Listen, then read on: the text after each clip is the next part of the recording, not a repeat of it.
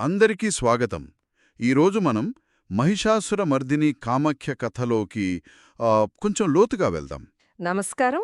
మూలంలో చాలా వివరాలున్నాయి గాని మనం ప్రధానంగా దేనిపై దృష్టి పెడుతున్నామంటే కాత్యాయని దేవి ఆవిర్భావం, ఆ తర్వాత ఆమె మహిషాసురుణ్ణి ఎలా సంహరించింది అనే దానిపై. అవును. ఈ కథనాన్ని కొంచెం విడమర్చి చూద్దాం. దాని వెనుకున్న ప్రాముఖ్యతేంటి, అంతరార్థాలేంటి అని అర్థం చేసుకోవడమే మన ప్రయత్నం. తప్పకుండా. మన పౌరాణిక గాథలు అవి కేవలం కథలు కాదు కదా, ఎన్నో జీవిత సత్యాలు, తాత్విక ఆలోచనలు ఉంటాయి వాటిల్లో. నిజమే. మరి ఈ కథలో అయితే ఆ, అంటే ఒక రాక్షసుణ్ణి ఓడించడానికి దేవతల శక్తులన్నీ ఎలా ఏకమయ్యాయి, ఆ ఏకమైన శక్తి ఎలాంటి రూపాన్ని తీసుకుంది, చివరికి చెడుపై మంచి ఎలా గెలిచింది, ఇదంతా చాలా ఆసక్తికరంగా ఉంటుంది. కథ మొదలయ్యేది మహిషాసురుడితో కదా. అతను మామూలు రాక్షసుడు కాదు. అస్సలు కాదు. బ్రహ్మదేవుడి నుంచి వరం పొందాడు, ఏ మగవాడి చేతిలో చావు ఉండదని. అవును, ఆ వరం వల్లే కదా అసలు సమస్య మొదలైంది. ఆ వరగర్వంతో ముల్లోకాలను గడగడలాడించాడు. దేవతలను, ఋషులను అందర్నీ హింసించాడు. ఇంద్రుడి సింహాసనం కూడా లాక్కున్నాడు. హ్మ్, ఇక దేవతలంతా ఏం చెయ్యాలో తెలియని పరిస్థితి. ఎందుకంటే వరం ప్రకారం ఏ పురుషుడు అతన్ని చంపలేడు. అప్పుడే కదా వాళ్ళంతా బ్రహ్మ, విష్ణు, మహేశ్వరుల దగ్గరకు వెళ్ళింది. అవును, సరిగ్గా చెప్పారు. ఆ వరం అతనికి అంతులేని శక్తినిచ్చింది, నిజమే. కాని చూడండి, అందులోనే అతని వినాశనానికి దారి కూడా ఉంది. అంటే పురుషుడి చేతిలో మరణం లేదు అన్నాడు గాని స్త్రీ గురించి చెప్పలేదు కదా. ఓ అవును కదా. సో దేవతలు త్రిమూర్తుల దగ్గరకు వెళ్ళినప్పుడు వాళ్ల బాధ, ఆ మహిషాసురుడి మీద కోపం అంతా కలిసి కట్టలు తెంచుకుంది. అప్పుడు త్రిమూర్తులే కాదు, అక్కడున్న మిగతా దేవతలందరి శరీరాల నుంచి కూడా ఒక అద్భుతమైన తేజస్సు బయటకొచ్చింది. తేజస్సు అంటే కేవలం కాంతి అనో లేదా కోపం అనో కాకుండా దీనికింకా లోతైన అర్థముంది అంటారు కదా. ఖచ్చితంగా. కొంచెం విడమర్చి చెప్తారా, అసలు ఆ తేజస్సు అంటే ఏంటి, ఎలా ఏర్పడిందది? తప్పకుండా. తేజస్సు అంటే అది కేవలం కోపం కాదు, అది ప్రతి దేవుడిలోని అసలైన దివ్యశక్తి, వాళ్ల సత్వం, వాళ్ల అస్తిత్వం యొక్క సారమనమాట. ఓ శివుడి తేజస్సు, విష్ణువు తేజస్సు, బ్రహ్మ తేజస్సు, అలాగే ఇంద్రుడు, వరుణుడు, అగ్ని, వాయువు, ఇలా అందరి దేవతల తేజస్సులు అన్నీ కలిసిపోయి ఒక మహాశక్తి పుంజంగా మారాయి. అందరి శక్తులు కలయిక. అవును. ఉదాహరణకు చెప్పాలంటే శివుడి తేజస్సు ఆ మహాశక్తికి ముఖంగా మారింది, యముడి తేజస్సు కేశాలుగా, విష్ణువు తేజస్సు చేతులుగా, చంద్రుడి తేజస్సు వక్షస్థలంగా. ఇలా ప్రతి దేవుడి శక్తి ఆ రూపంలో ఒక భాగమైంది. ఇంద్రుడి తేజస్సు నడుము, వరుణుడి తేజస్సు పిక్కలు, భూదేవి తేజస్సు నితంబం, బ్రహ్మ తేజస్సు పాదాలు, ఇలా. అబ్బా. సూర్యుడి తేజస్సు కాలివేళ్లు, వసువుల తేజస్సు చేతివేళ్లు, కుబేరుడి తేజస్సు ముక్కు, అగ్ని తేజస్సు 3 కళ్ళుగా, ఇలా అన్నమాట. ఇది అపూర్వం, ఇంతకు ముందెన్నడూ జరగనిది. అద్భుతం. అంటే ఆ శక్తి ఏదో ఒక్కరి నుంచి వచ్చింది కాదు, దేవతలందరి సమష్టి సంకల్పం. వాళ్ల శక్తి అంతా కలిసి ఒక రూపం దాల్చిందనమాట. సరిగ్గా అదే. ఆ తరువాతే ఆ తేజస్సు ఒక స్త్రీ రూపాన్ని తీసుకుంది, అంతేనా? అవును. కొండంత ఎత్తున మండుతున్న అగ్నిగోళంలాంటి ఆ తేజస్సు నెమ్మదిగా ఒక అందమైన సర్వాంగ సుందరి అనే స్త్రీరూపాన్ని సంతరించుకుంది. అయితే ఆమె ఎలా ఆవిర్భవించింది అనే దాని గురించి 2 కథలున్నాయి ప్రధానంగా. 2 కథలా? అవును. ఒకటి మనం ఇందాక చెప్పుకున్నట్లు దేవతలందరి తేజస్సు కలిసి ఘనీభవించి ఆమె ఏర్పడింది. సరే. ఇంకో కథనం ప్రకారం కాత్యాయనుడు అనే మహర్షి ఉండేవారు. ఆయనకు సంతానం లేదు. దుర్గాదేవి గురించి ఘోరమైన తపస్సు చేశారాయన. అమ్మవారి కోసమా? అవును. ఆయన భక్తికి మెచ్చి అమ్మవారు ప్రత్యక్షమై స్వయంగా ఆయనకు కుమార్తెగా పుడతానని వరమిచ్చింది. ఓ అలా ఆమె కాత్యాయన మహర్షి కూతురుగా పుట్టడం వల్ల కాత్యాయని అయింది. ఆమె పెరిగి పెద్దయాక మహిషాసురుణ్ణి చంపిందని ఈ 2వ కథనం చెప్తుంది. అదా సంగతి. ఇది చాలా ఆసక్తికరంగా ఉందే. ఒకటి దేవతల అవసరం కోసం వాళ్ల శక్తి నుంచి పుట్టింది అంటున్నారు, ఇంకోటి ఒక భక్తుడి కోరిక తీర్చడానికి ఆయన కూతురుగా పుట్టింది అంటున్నారు. అవును. మరి ఈ రెండిటి మధ్య తేడా, అది కేవలం పుట్టుకకు సంబంధించిన విషయమేనా, లేక దీని వెనక ఇంకేదైనా లోతైన అర్థం ఉందా? అంటే దేవుడి స్వభావం గురించి మనకేం తెలుస్తుంది దీనివల్ల? ఇది చాలా మంచి ప్రశ్న అడిగారు. ఈ 2 కథనాలు దైవం యొక్క 2 వేర్వేరు కోణాలను మనకు చూపిస్తాయన్న అభిప్రాయం. ఎలా? మొదటిది అంటే దేవతల తేజస్సు నుంచి పుట్టడం. ఇది ఏం సూచిస్తుందంటే లోకంలో ఎప్పుడైనా ధర్మానికి హాని కలిగితే దాన్ని కాపాడటానికి దైవిక శక్తులన్నీ ఏకమవుతాయి. ఒక అవసరం కోసం ఒక రూపం ధాలుస్తాయి. ఇది ఒక కాస్మిక్ నెసెసిటీ అన్నమాట. చెడు పెరిగినప్పుడు దాన్ని అణచడానికి శక్తి పుట్టాల్సిందే. ఓకే. ఇక రెండో కథనం కాత్యాయన మహర్షి కూతురిగా పుట్టడం. ఇది ఏం చూపిస్తోందంటే భగవంతుడు కేవలం లోకం మొత్తానికి వచ్చే ఆపదలకే కాదు, మామూలు భక్తుల కోరికలకు వాళ్ల ప్రార్థనలకు కూడా స్పందిస్తాడు అని. దేవుడి కరుణ, భక్తుల పట్ల వాత్సల్యం అవి ఈ కథలో కనిపిస్తాయి. ఒకటి సమష్టి రక్షణకు గుర్తు అయితే రెండోది వ్యక్తిగత అనుగ్రహానికి గుర్తు. అంటే రెండూ నిజమేనా? రెండూ ఆ తల్లి లీలలే. ఏది కరెక్ట్ అనేదానికంటే రెండూ ఆవిడ మహిమను వేర్వేరు కోణాల్లో చూపిస్తున్నాయి అని మనం అర్థం చేసుకోవచ్చు. అర్థమైంది. అంటే లోకాన్ని కాపాడే మహాశక్తిగా, అదే సమయంలో భక్తుడి కోరిక తీర్చే కరుణామయిగా రెండు రకాలుగా చూడొచ్చనమాట. బావుంది. సరే, మరి ఆవిడ ఆవిర్భవించాక మహిషాసురుడితో పోరాటానికి సిద్ధమైనప్పుడు దేవతల పాత్రేంటి? వాళ్ళు ఊరికే తేజస్సిచ్చి పక్కకు తప్పుకున్నారా? లేదు, అక్కడితో వాళ్ల పని అయిపోలేదు.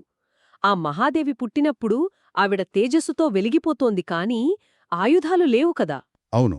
అప్పుడు ఒక్కో దేవుడు తమ దగ్గరున్న శక్తివంతమైన ఆయుధాలను ఆవిడకు ఇచ్చారు. శివుడు తన త్రిశూలం నుంచి ఇంకో త్రిశూలాన్ని సృష్టించిచ్చాడు. విష్ణువు తన సుదర్శన చక్రం నుంచి ఒక చక్రాన్ని, వరుణుడు శంఖాన్ని, అగ్నిదేవుడు శక్తి అని ఆయుధాన్ని, అంటే బల్లెంలాంటిది, దాన్నిచ్చాడు. వాయుదేవుడు ధనుస్సు, బాణాలిచ్చాడు. మరి ఇంద్రుడు తన వజ్రాయుధం నుంచి ఒక వజ్రాయుధాన్ని, తన ఏనుగు ఐరావతం మెడలోని గంటను ఇచ్చాడు. యముడు కాలదండమిచ్చాడు. బ్రహ్మ అక్షమాల, కమండలమిచ్చారు. సూర్యుడు తన కిరణాల తేజస్సునంతా ఆవిడ రోమకూపాల్లో నింపాడు. అందరూ ఇచ్చారన్నమాట. అవును. విశ్వకర్మ ఒక పదునైన గొడ్డలిని, ఎవరూ ఛేదించలేని కవచాన్ని ఇచ్చాడు. సముద్రుడు ఎప్పటికీ వాడిపోని తామరపూల మాలను, కొత్త వస్త్రాలను ఇచ్చాడు. హిమవంతుడు ఆయనేమో వాహనంగా సింహాన్ని, ఇంకా రకరకాల రత్నాలను ఇచ్చాడు. కుబేరుడు అమృతం నిండిన పాత్రనిచ్చాడు. అబ్బా! అంటే ఆవిడకు శక్తి మాత్రమే గాదు, ఆ శక్తిని వాడటానికి కావలసిన ఆయుధాలు, సాధన సంపత్తి అంతా కూడా దేవతలే ఇచ్చారన్నమాట. సరిగ్గా. మరి ఆ సింహం, వాహనంగా సింహాన్ని ఇవ్వడం వెనుక ఏదైనా ప్రత్యేకత ఉందా? తప్పకుండా ఉంది. సింహం అడవికి రాజు కదా. అవును. అది శక్తికి, ధైర్యానికి, గాంభీర్యానికి, ఒక రాజసానికి గుర్తు. దేవి సింహం మీద కూర్చోవడమంటే ఆమె సర్వశక్తిమంతురాలు అని, శత్రువుని ఎదుర్కోవడానికి ఎలాంటి భయం లేదని సూచిస్తుంది. అంటే ఆయుధాలేమో దేవతల సపోర్టని చూపిస్తే, అవును, ఆయుధాలు వాళ్ళందరి బలాన్ని, దేవికి వాళ్ళ అండ ఉందని చూపిస్తే, సింహం మాత్రం ఆమె స్వంత శక్తిని, ఆమె నాయకత్వ పటిమను సూచిస్తుందనమాట. అలా సర్వ ఆయుధాలతో సింహం మీద కూర్చుని కాత్యాయనీదేవి గర్జించింది. ఆ గర్జనకే 3 లోకాలు అదిరిపోయాయట. ఇక తర్వాత నేరుగా యుద్ధానికే వెళ్ళిందా? మహిషాసురుడితో ఎలా తలపడింది? ఆ యుద్ధం చాలా భయంకరంగా ఉంటుందని విన్నాను. అవును, చాలా భీకరంగా ఉంటుంది. దేవి గర్జన వినగానే మహిషాసురుడు మొదట ఆశ్చర్యపోయాడు.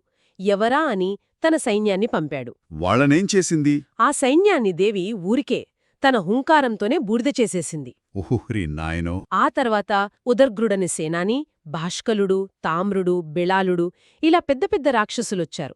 వాళ్లను కూడా దేవి తన దగ్గరున్న ఆయుధాలతో, సింహంతో కలిసి సులభంగానే చంపేసింది. ఇక లాభం లేదనుకుని మహిషాసురుడే స్వయంగా వచ్చాడా? అవును, మహిషాసురుడే స్వయంగా యుద్ధానికి దిగాడు. అతను మామూలు రాక్షసుడు కాదు, మాయలు కూడా తెలుసతనికి. రకరకాల రూపాలు మార్చగలడు. అవును కదా, మహిషమంటే దున్నపోతు, ఆ పేర్లోనే ఉంది. యుద్ధంలో కూడా రూపాలు మార్చాడా? మార్చాడు, చాలా రూపాలు మార్చాడు. దేవికి మహిషాసురుడికి మధ్య జరిగిన యుద్ధం అది కేవలం బలాబలాల పోరే కాదు, మాయల పోరు కూడా. ఎలా? మొదట తన దున్నపోతు రూపంతోనే పోరాడాడు. కొండలను విసరాడు, గదతో కొట్టాడు. దేవి వాటన్నిటినీ తన ఆయుధాలతో ముక్కలు చేసింది. తర్వాత తను సింహం రూపం తీసుకున్నాడు, ఏనుగు రూపం తీసుకున్నాడు, మళ్లీ దున్నపోతు రూపం. ఇలా రకరకాల రూపాలు మారుతూ దేవిని కన్ఫ్యూజ్ చేయాలని చూశాడు. అమ్మో!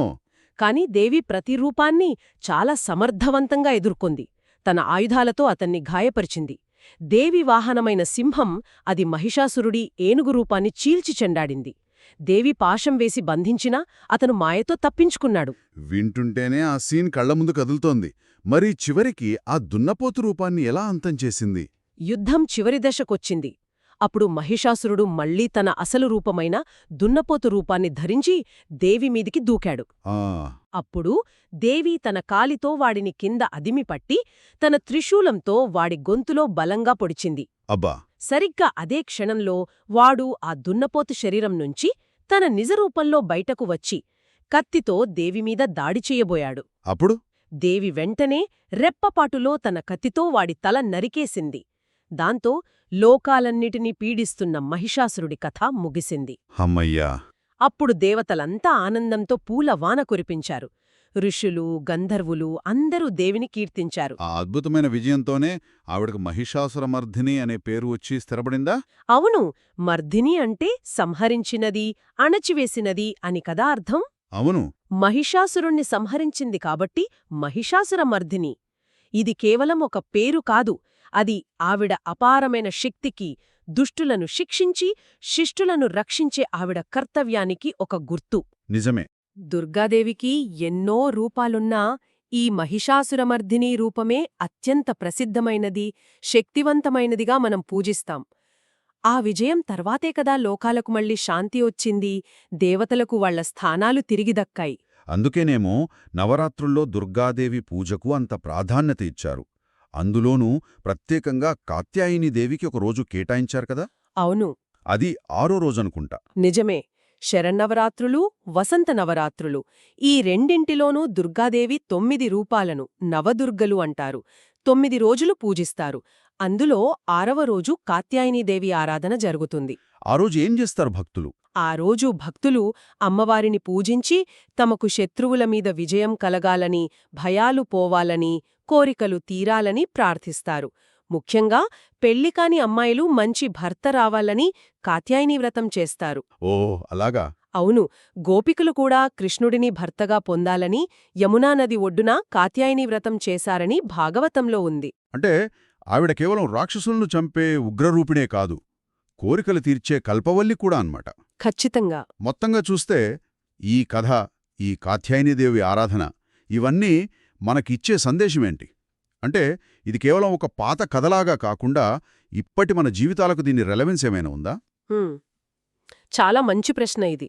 ఈ కథలో ముఖ్యమైన సందేశమేంటంటే, మనం ధర్మానికి, నిజాయితీకి కట్టుబడి ఉంటే ఎంత పెద్ద ఆపద వచ్చినా, ఎంత భయంకరమైన చెడు శక్తి ఎదురైనా సరే దేవుడి దయ వల్ల చివరికి మంచే గెలుస్తుంది అనేది. అవును.